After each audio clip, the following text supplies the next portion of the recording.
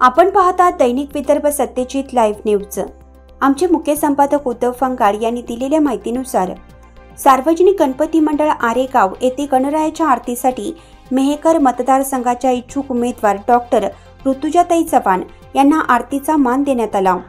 यावेळी सहकुटुंब शेतकरी नेते डॉक्टर ज्ञानेश्वर टाले, डोणगाव अर्बनचे अध्यक्ष ऋषांक चव्हाण, देवेंद्र आखाडे यांनी गणरायाची आरती केली व राज्य सरकारला सद्बुद्धी देव व शेतकऱ्यांचे सोयाबीन, कापूस दरवाढ व पीक विमा, अतिवृष्टीची मदत देण्याची इच्छाशक्ती देवो अशी प्रार्थना गणरायाचरणी करण्यात आली।